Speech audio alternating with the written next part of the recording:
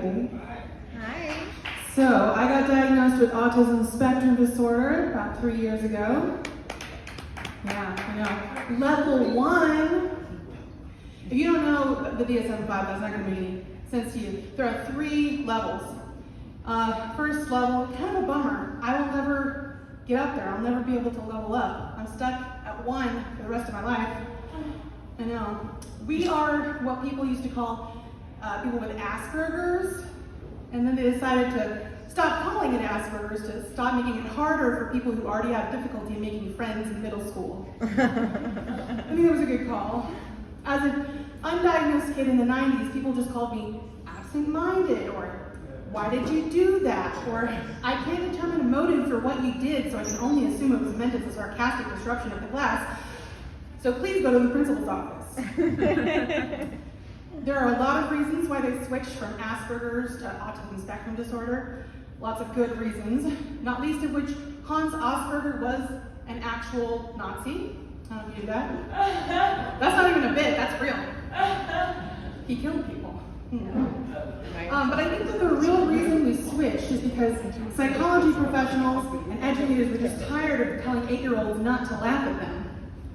My theory is supported by the fact that in other countries like the UK, they pronounce it Asperger's, and they still use it. Asperger's. Sounds so elegant. I wonder if they pronounce it cheeseburger or hamburger helper. Part of the reason there have been so many diagnoses of autism in recent years in adults is because until the most recent updates to the diagnostic manual, you couldn't have ADHD and autism at the same time.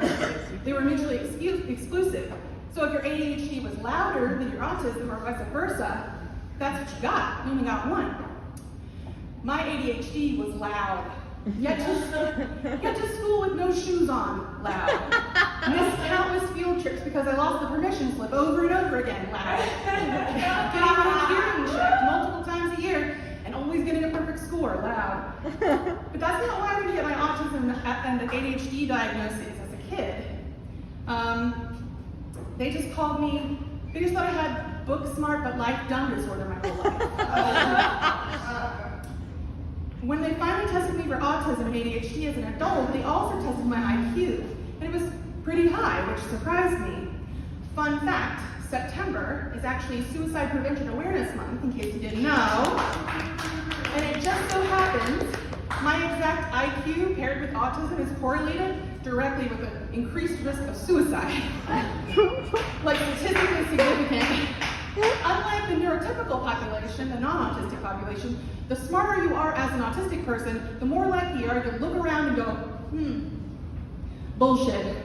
I'm out. I don't do this anymore.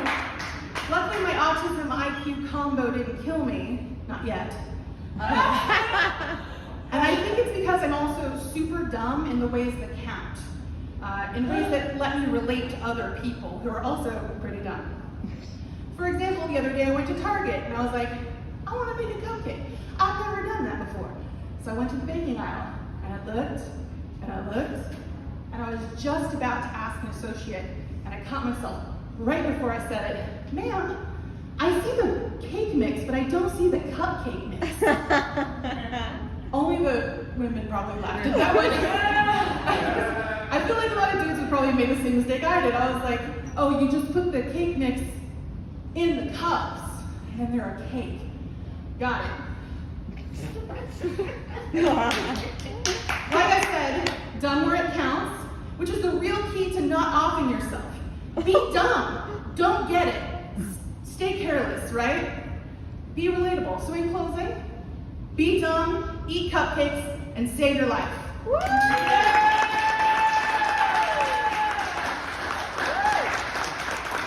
Keep it going from there.